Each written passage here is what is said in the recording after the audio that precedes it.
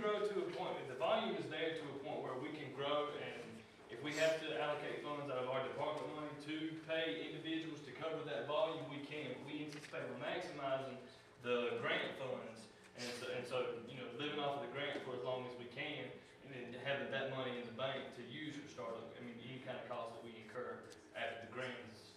Okay. If theoretically this program would generate the same amount of money that private programs currently generate and pay shareholders, who decides what's done with those profits? Any overage, who will decide what will be done with that money? Well, first of all, any overage would belong to the court system. So it couldn't go into a private area. It would have to go, it could hypothetically go into the Leesburg City Court, whatever kind of programs they would want to have. It would be government money. So you collect $100,000, $5,000 may be designated for the municipal court here, $10,000 for the Superior Court. If there's any way we can push money back into the community, we plan to do that. And what we are currently contemplating is essentially a prorated type of situation. So for instance, let's say the city of Montezuma has a large volume. Then if there's some way that we can work some kind of situation where we may be able to help out the city of Montezuma, then we would try and do that. As opposed to, say, the city of Leslie, which may have a smaller volume. So we're looking at essentially the Superior Court, and Lee County doesn't have as large a volume as say, I don't know, as in Macon County. Macon County has more misdemeanors. Y'all do a better job here handling your misdemeanors in your magistrate court than we do in Macon County. We still have misdemeanors, and they're just handled in different courts. So theoretically, y'all will hold that money, and then you will broaden programs within the court system. County-specific, court-specific needs, we can use that money for. If we end up needing more probation officers, we can hire more probation officers. If we end up needing more counselors for educational programs, for GED programs, we can finance a GED program. That's what we have in mind as court services. And I think we're going to have the money to be able to afford that. And we won't be having to come to you folks and asking you for money, because we're aware that money's I have this extra money. We'll be able to use. So we get to the end of the $234,000. What happens? We end our agreement, and this entity becomes standalone under your umbrella? Under the Superior Court umbrella. Now, you know, I may be there now, but I'm not going to be there forever. There'll be whoever's, it's just kind of like they just built a courthouse in America, so they talk about my nice new office. You know, I may be there for a few years, but 70 years from now, there's going to be somebody else in that office that hasn't been born yet. So whoever's, yeah, it's just, I mean, this is going to end in 18 to 24 months, though, right? All we're asking, the program is going to continue. We're going to do the program. The program is going to exist, and we're creating a misdemeanor probation program. What we're asking the Lee County Board of Commissioners to do is to be our fiscal agents, to supervise and oversee the transfer of money from this burn grant, federal burn grant, into this misdemeanor probation program. And that's what we're looking at.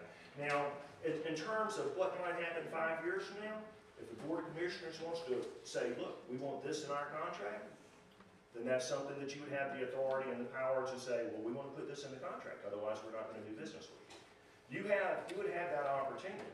So, you know, I don't really want to say where we're going to be 20 years from now, or what's going to be happening 50 years from now. But say that, I was assuming at the end of this grant money that we would end our agreement and it would become standalone, and those employees would no longer be our employees. Yeah, no, that is correct. But what I said in terms of negotiating an agreement, we still negotiate an agreement with you as to provide services as misdemeanor probation.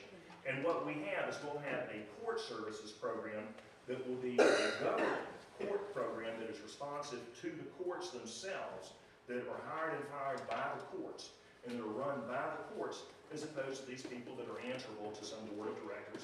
I have nothing against private corporations, but that are answerable to some board of directors in some other place other than here at the Southwestern Circuit. Gives the judges and Board of Commissioners more hands-on with the court service. What I heard the first time, and we've talked about this privately as Yes, well, is I heard that, basically the way I see it is fairly simply, that we're gonna be out somewhere between $30,000 and $15,000 for the next 24 months. It'll be taken out of our budget, although it'll be constantly reimbursed, we'll always be out 1 month. And what I thought I heard the first go around was, and you may not have said it, but that what we would get in return was that office, that main office, whatever the entity is called, when you looked at that phone number and that phone rang, it would be in Lee County. I'm not quite hearing that now. I think you're saying we're gonna have an office here, but it sounds like your headquarters probably won't be here. Am I hearing that right?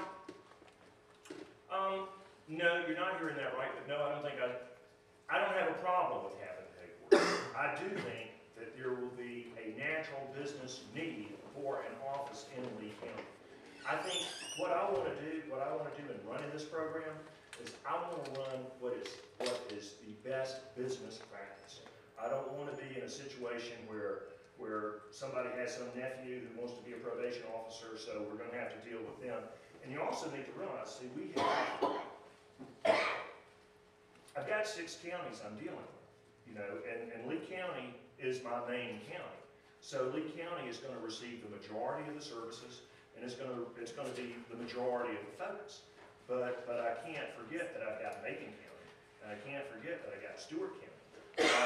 And if it makes financial sense to put more resources in Lee County, that's what we'll do.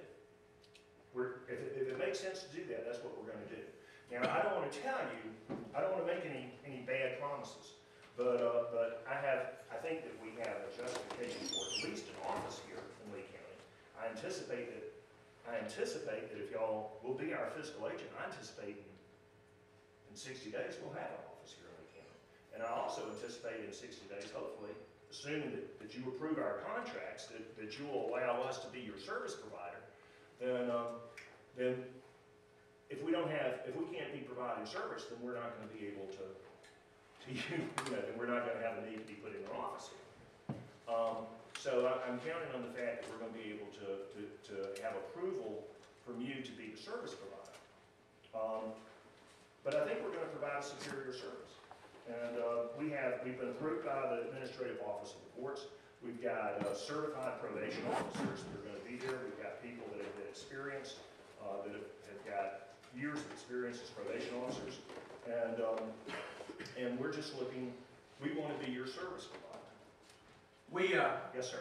I mean, you make a great case, and I believe you when you say that it's going to work, and it's going to grow, and it's going to, like I said before to you, I believe in probation and probation programs and avoidance of criminal records. But there is that small chance that it could fail. And that's a concern of ours. And the other thing is obviously this is a grant, so you're going to have to be submitting your expenses and they have to be approved.